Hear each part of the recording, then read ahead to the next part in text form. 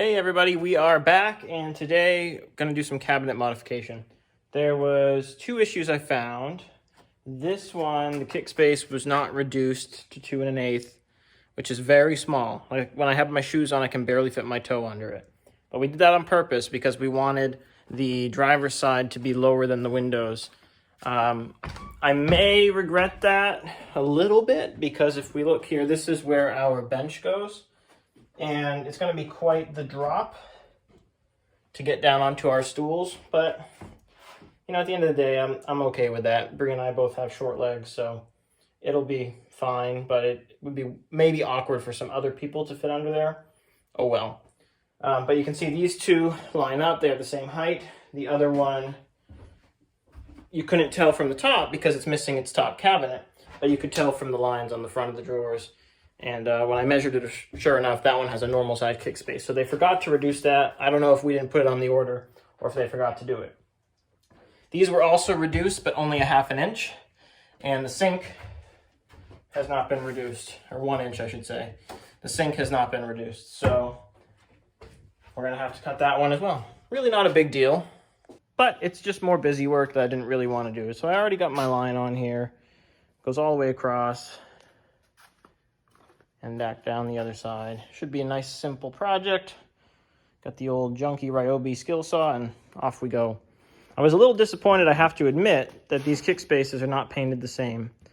No one's ever going to notice, so I get why they do it, but if I did feel like noticing, it would be annoying. So that's kind of frustrating for the amount of money these cost. So ask for those little details, you know, if you guys are ever buying cabinets, little stuff like that. It's like, come on guys, really? But anyway, let's get this cut.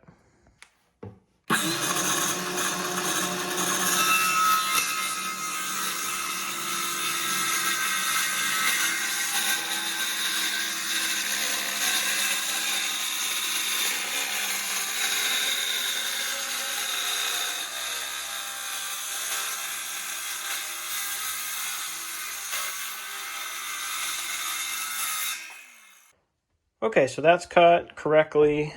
That's cut correctly. Next steps are to tee this cold water supply right here to go back directly behind me under the sink. Same thing, we're gonna elbow the hot water to go directly under the sink. And then we need to send that supply pipe down through that hole right there. And that way we'll be able to work with it in the bay. You can't tell that's a hole because the plywood broke, but that is fully drilled. So that's gonna go down there. Time to get some PEX tools out and do that next. So there we go, that's all done. We have hot water for the sink coming back. We have supply of cold being fed from our tank in the bay. Excellent. All right, and one more thing we did was put a filler panel on the top of this. So that is the depth that the wood stove's going to sit. That way, with legs and some wood storage underneath, it's probably going to be pretty close to level with the countertop. But we'll have heat shield and tile all around this area. Keep it far enough away from the glass. So I think that'll be nice. Okay, I've been working on my method a little bit, and that one took 28 minutes to do rubber and glass.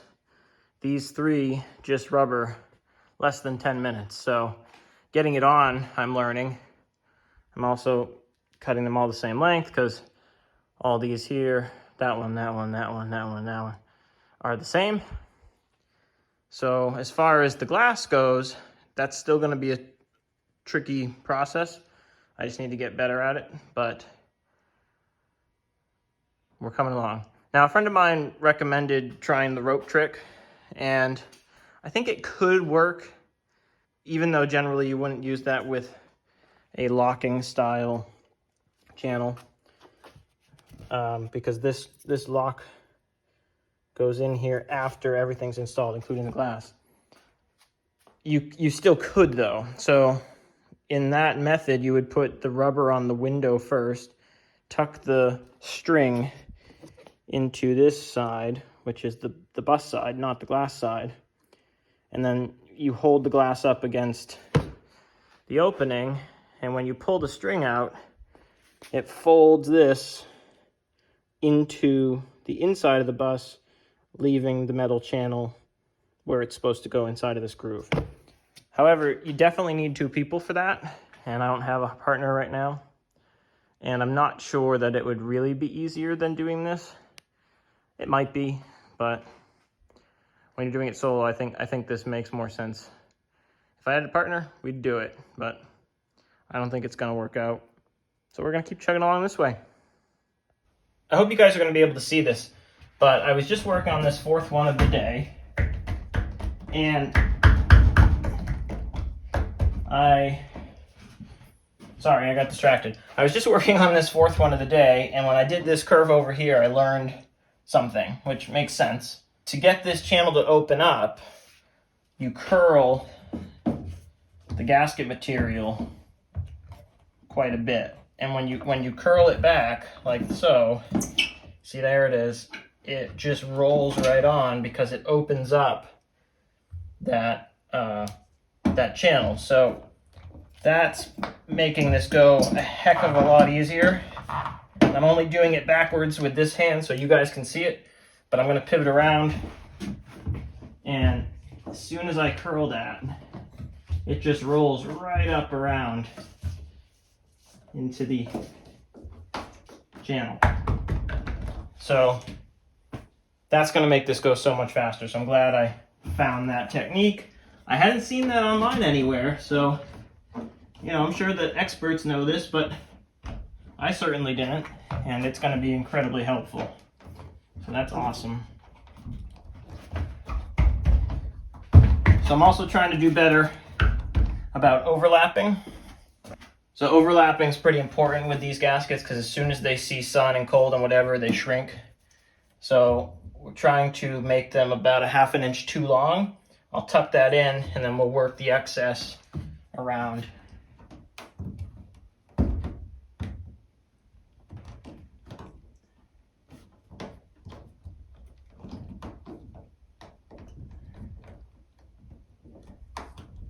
There we go.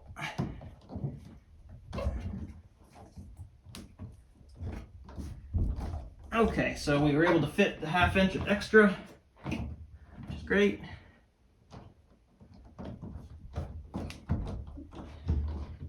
And that one is now ready for glass.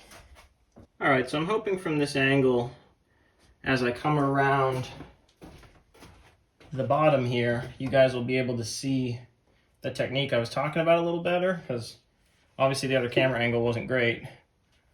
So we start with the channel, the locking strip facing outward. The skinnier channel is the metal side, and the larger channel is the glass side. So start with the gap between the 2 sides at the very top. Get it splayed on there. And then we're gonna curl. Yep, that's working. Yep.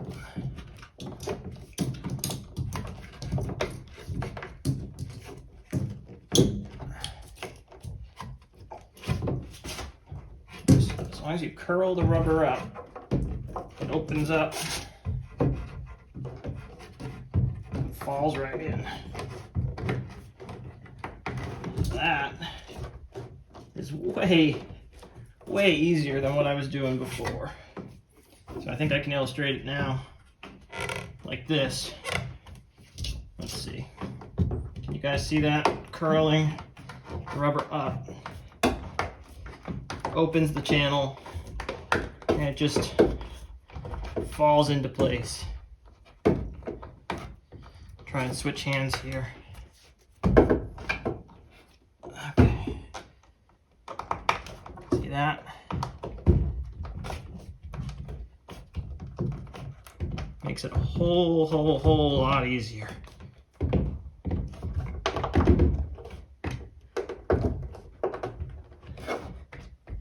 I'm gonna have to check the timestamps to see how much faster this is, but my guess is quite a lot. Okay, update. I am sweating like crazy. This is hard, but we have 3 more in up there. So let's see if I can point them out. That one, yep, that one, and that one. Those are in. So 2 more on this side I want to achieve, and then 5 on the other side. So I'm hot. It's not that hot in here. It's maybe 74, but it's just a really difficult thing to do. But anyway, I'm not really finding anything that's improving technique. Lots and lots of soapy water. That's very important. But anyway, we'll keep going. I got a couple of glass splinters in my hand. That's a bummer. But yeah, on we go. Okay, so our progress is, let's see, window, window, window, window, window, window, no window. And none of these have locking strips in it yet. So I think the goal is I'm gonna put that window in, and then I'm gonna try the locking strip. And then I can say that this side in the front living space has all of its upper windows in. All right, guys, this is what a fully locked piece looks like. So we're able to get around pretty easily. I didn't have too much trouble with it. So this is unlocked. See this big gap right here? And that's locked with the locking strip. So this is the tool to do this. It's not incredibly difficult. I mean, it's hard to do physically. It's just hard to move, but the skill level is not much. And so you just insert your tool like so, and that opens up the gasket so that the locking channel can fit in. So use lots of lubrication, and you just slide along. So lots more to do. On we go.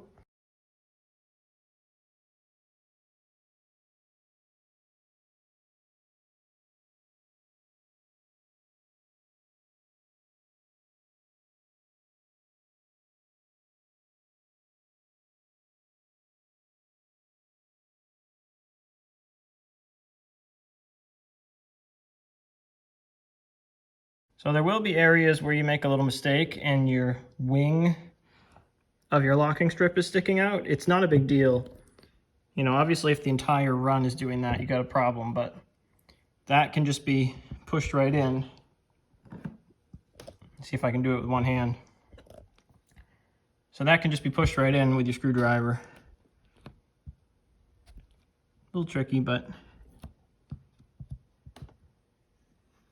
there you go. That's all there is to it. Now it's in. All right, good morning, everybody. It's bright and early. We're in the Dodge today, which you've seen me get stuck at least once. Just cleaning this truck up over the past couple of days to take it to camp for Brie and I's anniversary. But today, we're working on the bus, and it's going to be a stupidly hot day, 100 degrees, pretty high humidity. So it's like 7:15. I'm already in the truck, headed over there to try and use some of the cold air that we had from last night to finish up the upper windows. That's all I want to achieve today. I feel good about that. Then I can pull the truck into Dad's shop, which has an air conditioner in the window, do an oil change and some other stuff. So like always, on we go.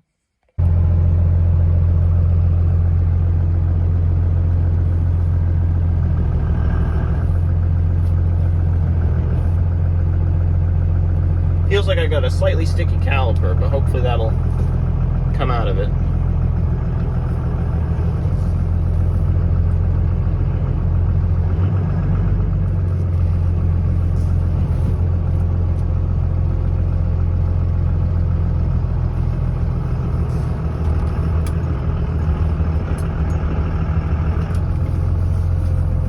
And I think the speedo's not working either, which is new.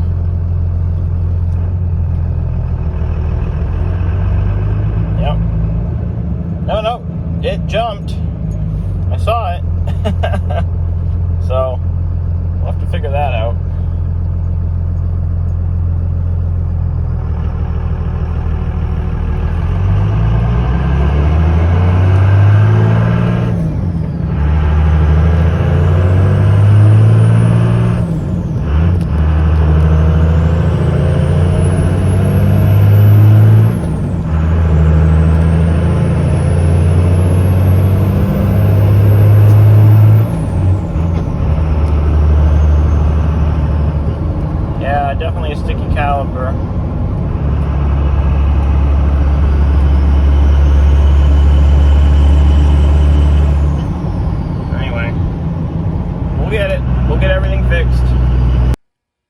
right, let's get right into it. All those windows up there need glass.